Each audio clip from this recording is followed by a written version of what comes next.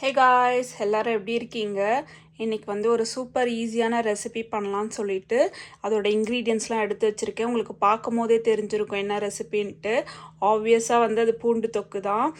இது வரைக்கும் நான் பூண்டு தொக்கு ட்ரை பண்ணதில்லை. சரி, ஃபஸ்ட் டைம் ட்ரை பண்ணுறேன், எப்படி இருக்குது பார்க்கலான்னு சொல்லிட்டு எல்லா இன்க்ரீடியன்ட்ஸ்லாம் எடுத்து வச்சுருக்கேன். என்னன்னு பார்த்தீங்கன்னா 300 கிராம் பூண்டு எடுத்திருக்கேன். அந்த 300 கிராமுக்கு பூண்டுக்கான எல்லா இன்க்ரீடியன்ஸும் மெஷர் பண்ணி வச்சுருக்கேன். என்னென்னு பார்த்தீங்கன்னா அதுக்கு வந்து 75 கிராம் வந்து புளி எடுத்திருக்கேன், 150 கிராம் வந்து நல்லெண்ணெய் எடுத்திருக்கேன், அதுக்கப்புறம் வந்து 7 கிராம் கடுகு, 7 கிராம் சீரகம், 60 கிராம் வந்து ரெட் சில்லி பவுடர், 35 கிராம் வெல்லம், 15 கிராம் வந்து மஞ்சத்தூள் எடுத்திருக்கேன், அப்புறம் 15 கிராம் வந்து பெருங்காயம் பவுடர் எடுத்திருக்கேன். நீங்கள் எவ்வளோ பூண்டு எடுத்துக்கிறீங்களோ அதுக்கேற்ற மெஷர்மெண்ட்ஸ் இதை வந்து கால்குலேட் பண்ணி நீங்கள் போடுங்க. இப்போ வாங்க பூண்டு தொக்கு எப்படி பண்ணுறதுன்னு பார்க்கலாம். ஃபஸ்ட்டு நம்ம எடுத்துருக்க புளியை வந்து சுட தண்ணியில் வந்து ஊற வச்சிடலாம். நல்லா சுட வச்சு எடுத்திருக்கேன். இப்போ இந்த புளி வந்து சுட தண்ணியில் வந்து நல்லா ஊறட்டும்.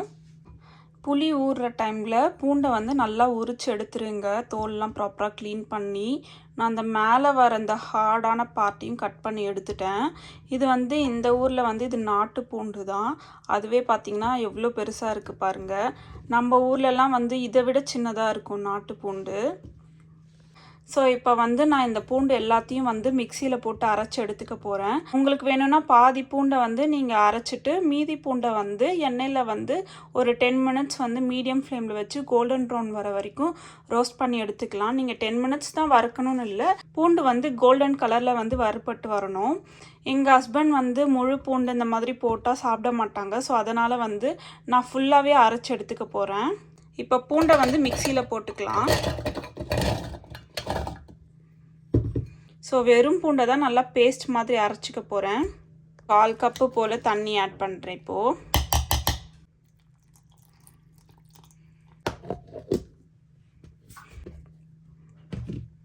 பாருங்கள் எந்த அளவுக்கு அரைப்பட்டிருக்குன்னு. நல்லா பேஸ்ட் போல் அரைஞ்சிருக்கு. நான் இவ்வளோ பூண்டுலாம் அரைச்சதே இல்லை, இதுதான் ஃபஸ்ட் டைம் அரைக்கிறேன். நல்லா இருக்குது. ஸோ இந்த அளவுக்கு நல்லா சாஃப்ட் பேஸ்ட்டாக அரைச்சிடுங்க. ஸோ நான் வந்து 1/4 கப்பு தண்ணி தான் ஆட் பண்ணேன். அதுவே எனக்கு கரெக்டாக இருந்தது. நான் அதுக்கு மேலே எதுவும் தண்ணிலாம் ஆட் பண்ணலை. இப்போ வாங்க புளி எப்படி ஊறி இருக்குன்னு பார்க்கலாம். இப்போ பாருங்கள், புளி நல்லா ஊறிடுச்சு. நான் கொஞ்சம் கை வச்சு நல்லா மசிச்சு வச்சுருக்கேன். இப்போ இதை வந்து மிக்சியில் ஆட் பண்ணி நல்லா பேஸ்ட் மாதிரி அரைச்சிக்கலாம். அப்படி இல்லைன்னா நீங்கள் இதையே கூட வடிகட்டி எடுத்துக்கலாம். நான் வந்து இப்போ மிக்சியில் ஆட் பண்ணிக்கிறேன். நீங்கள் வந்து மிக்சியில் வந்து புளி ஆட் பண்ணி அரைக்கிறதுக்கு பிஃபோர் வந்து அதில் சீட்ஸ் ஏதாவது இருந்ததுன்னா அதெல்லாம் ரிமூவ் பண்ணிவிடுங்க. சம்டைம்ஸ் கொஞ்சம் தோல் கூட இருக்கும், அதோடைய புளியோட தோல் இருக்கும், அதெல்லாம் ரிமூவ் பண்ணிவிடுங்க, அந்த தோல் நாரெல்லாம். நான் இப்போ இது எல்லாத்தையும் ரிமூவ் பண்ணிவிட்டு நான் வந்து மிக்சியில் ஆட் பண்ணிட்டேன். இப்போ நல்லா இதையும் பேஸ்ட் மாதிரி அரைச்சி எடுத்துக்கலாம். மிக்சியில் அரைச்சிட்டேன். ஆனாலும் பார்த்தீங்கன்னா வந்து கொஞ்சம் அந்த தோல் அந்த நாரெல்லாம் கொஞ்சம் இன்னுமே இருக்குது. இதை வந்து நான் வந்து ஃபில்டர் பண்ணி எடுத்துக்குப்பேன். இப்போ பார்த்தீங்கன்னா நான் வந்து புளியை நல்லா வடிகட்டி எடுத்ததுக்கப்புறம் பார்த்தீங்கன்னா இவ்வளோ சக்கை கொஞ்சம் இருக்குது. இதில் கொஞ்சமாக தண்ணி ஆட் பண்ணி நல்லா கரைச்சி அதையும் ஃபில்டர் பண்ணி எடுத்துப்பேன்.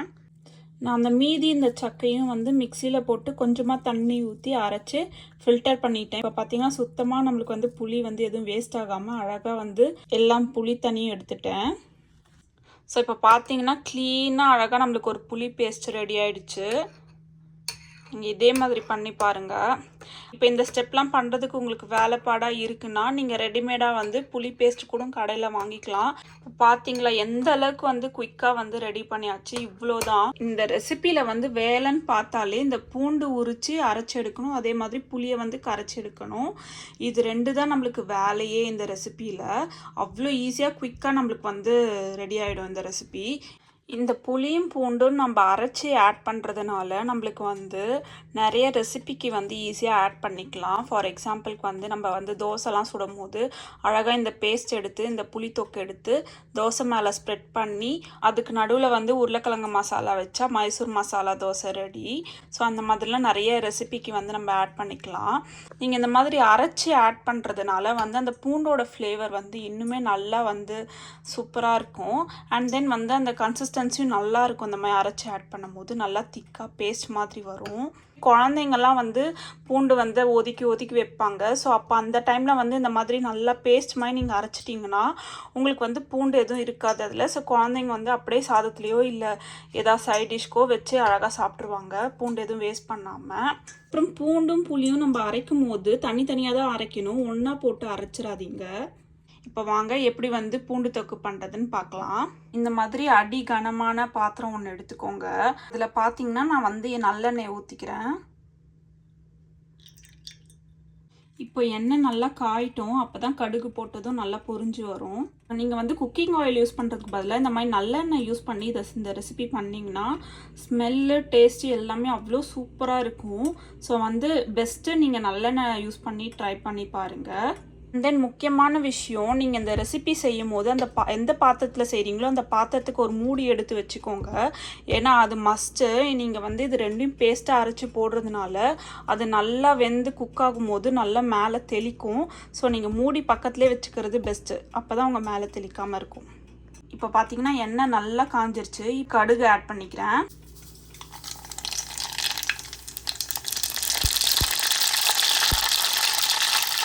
கடுகு நல்லா பொரிஞ்சிருச்சு. அது கூட வந்து நான் சீரகமும் ஆட் பண்ணிக்கிறேன். இப்போ பார்த்தீங்கன்னா நான் பூண்டு பேஸ்ட்டை ஆட் பண்ணிட்டேன். அதை வந்து நல்லா மிக்ஸ் பண்ணிக்கலாம். ஸோ இப்போ அது நல்லா குக் ஆகும் அப்படியே அந்த எண்ணெயில்.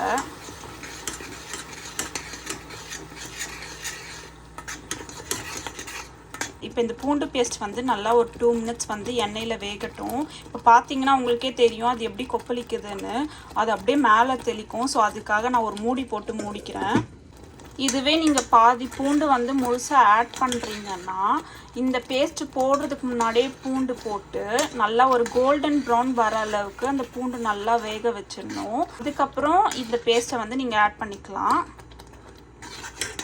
நான் வந்து முழு பூண்டு போடாததுனால டைரெக்டாகவே இந்த பேஸ்ட் நான் வந்து ஆட் பண்ணிட்டேன். இப்போ பார்த்தீங்கன்னா ஒரு 2 மினிட்ஸ் போல் ஆயிடுச்சு. இப்போ நான் வந்து புளி தண்ணி ஆட் பண்ணிக்கிறேன்.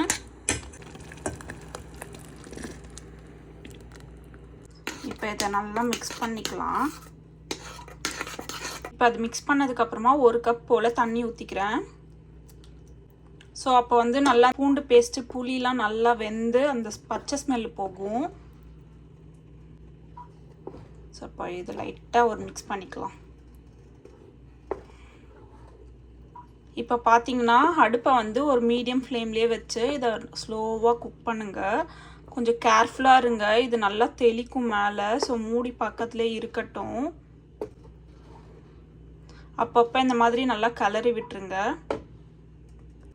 இப்போ நான் வந்து மஞ்சத்தூள் ஆட் பண்ணிக்கிறேன். அது கூட பெருங்காயத்தூள். இப்போதைக்கு நான் வந்து ஒரு டேபிள் ஸ்பூன் போல் வந்து கல் உப்பு ஆட் பண்ணிக்கிறேன். அதுக்கப்புறம் டேஸ்ட்டுக்கு ஏற்ற மாதிரி நான் வந்து கொஞ்சம் ஆட் பண்ணிப்பேன் உப்பு. உங்களுக்கும் வந்து உப்பு எந்த அளவுக்கு வேணுமோ நீங்கள் உங்கள் டேஸ்ட்டுக்கு ஏற்ற மாதிரி ஆட் பண்ணிக்கோங்க. இப்போ இதெல்லாம் நல்லா மிக்ஸ் பண்ணிடலாம். இது நல்லா கொதிச்சு வந்ததுக்கப்புறம் வந்து நான் வந்து மிளகாத்தூள் ஆட் பண்ணுவேன். அப்போ நல்லா ரெட்டிஷாக நல்லா சூப்பர் அப்படைசிங்காக இருக்கும். இது நல்லா கொதிக்கட்டும். இந்த மாதிரி நல்லா மிக்ஸ் பண்ணி விட்டுக்கோங்க. ஸோ நீங்கள் மஞ்சத்தூள் அதெல்லாம் ஆட் பண்ணும்போது உங்களுக்கு கட்டி கட்டியாக இருக்கும். நல்லா கலரி விட்டு அந்த கட்டியெல்லாம் உடச்சி விடுங்க. இப்போ பாருங்கள் நல்லா கொஞ்சம் கொதிக்க ஆரம்பிச்சிருச்சு. நீங்கள் இந்த அளவுக்கு இவ்வளோ குவான்டிட்டி செய்யணும்னு அவசியம் இல்லை. என்ன மாதிரி நீங்கள் இது கம்மியாக கூட அப்படியே ரெடியூஸ் பண்ணிக்கலாம். இதை செஞ்சு நல்லா ஆற வச்சு ஃப்ரிட்ஜில் ஸ்டோர் பண்ணிப்பேன். ஸோ எனக்கு வந்து டக்குன்னு சாதத்துக்கோ தோசைக்கு இட்லிக்கு சப்பாத்திக்கு ஸோ எல்லாத்துக்குமே சூப்பராக இருக்கும். ஈவன் நீங்கள் ப்ரெட்டு மேலே கூட இதை அழகாக ஸ்ப்ரெட் பண்ணி ஸ்லைஸாக சாப்பிட்லாம். இது நல்லா கொதிக்கட்டும். இப்போ பார்த்தீங்கன்னா அப்படியே கொதிக்க அந்த எண்ணெய்லாம் வந்து நல்லா மேலே பிரிஞ்சு வருது. ஸோ இன்னும் நல்லா கொதித்து அந்த நம்ம ஊற்றின எண்ணெய் எல்லாமே மேலே மிதக்கணும். பாருங்கள் நல்லா கொதிக்குது. நான் மூடி போட்டு மூடி வச்சுருக்கேன். இப்போ நீங்கள் இந்த மாதிரி மூடி போடலைன்னா உங்கள் மேலே நல்லா தெளிக்கும். ஸோ இந்த மாதிரி மூடி போட்டு கவர் பண்ணிவிடுங்க. அந்த எண்ணெய் நல்லா பிரிஞ்சு மேலே வர வரைக்கும் கொஞ்சம் நேரம் இது கொதிக்கட்டும். இப்போ பாருங்கள் அந்த எண்ணெய் எப்படி அழகாக பிரிஞ்சு மேலே வந்திருக்கு. ஸோ இந்த டைமில் பார்த்தீங்கன்னா நம்ம மிளகாத்தூள் போட்டுக்கலாம். மிக்ஸ் பண்ணதும் பாருங்கள் கலர் எவ்வளோ சூப்பர் ரெட் கலரில் மாறிடும். நல்லா மிக்ஸ் பண்ணிக்கோங்க. கட்டி எதுவும் இல்லாத மாதிரி நல்லா மிக்ஸ் பண்ணிக்கோங்க. நான் இப்போ அடுப்பை ஆஃப் பண்ணிவிட்டு இந்த மிளகாத்தூளை மிக்ஸ் பண்ணுறேன்.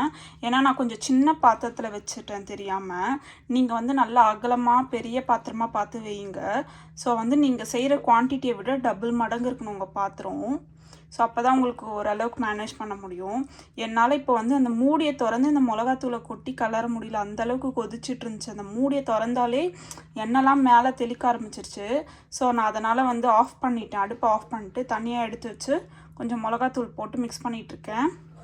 இப்போ பாருங்கள் மிளகாத்தூள்லாம் போட்டதும் அந்த எண்ணெய் அப்படியே கம்ப்ளீட்டாக அப்சர்வ் பண்ணிடுச்சு.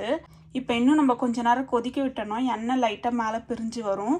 அந்த டைமில் வந்து நீங்கள் வெல்லமோ இல்லை சர்க்கரையோ வந்து ஆட் பண்ணிங்கன்னா எண்ணெய்லாம் பிரிஞ்சு சூப்பராக வந்துடும்.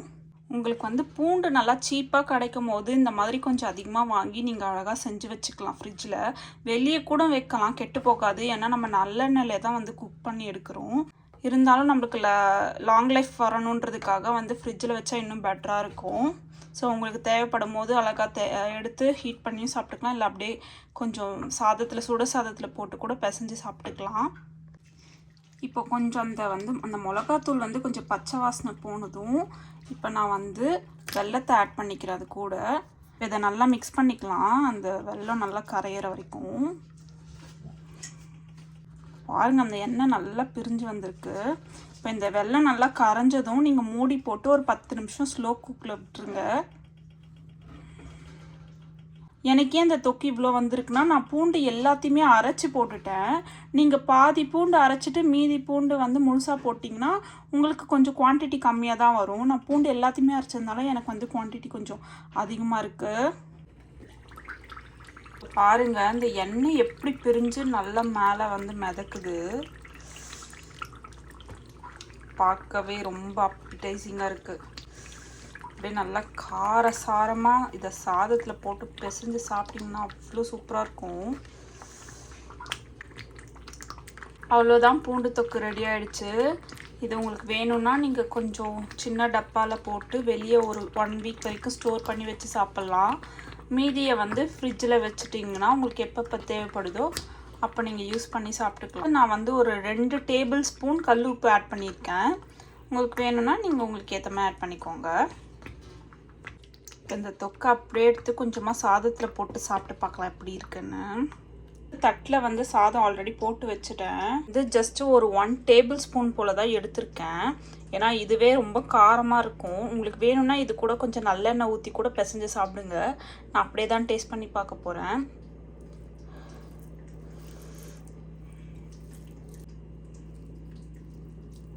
இது கூட வந்து நீங்கள் அப்பளம், ஆம்லேட்டு இதெல்லாம் வச்சு சாப்பிட்டிங்கன்னா இன்னும் சூப்பராக இருக்கும். நான் இப்போ சும்மா வெறுமனே கொஞ்சமாக சாதம் போட்டு சாப்பிட்டு பார்க்க போகிறேன் டேஸ்ட்டுக்காக.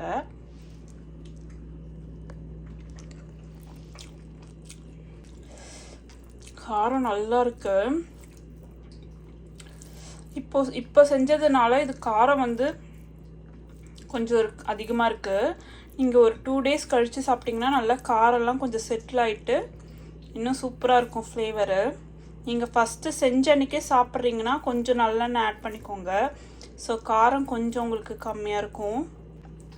இந்த ரெசிபியை நீங்களும் செஞ்சு பார்த்துட்டு எப்படி இருக்குன்னு கமெண்ட்டில் சொல்லுங்கள். Hope you guys like this video. See you in next video. Take care. Bye bye.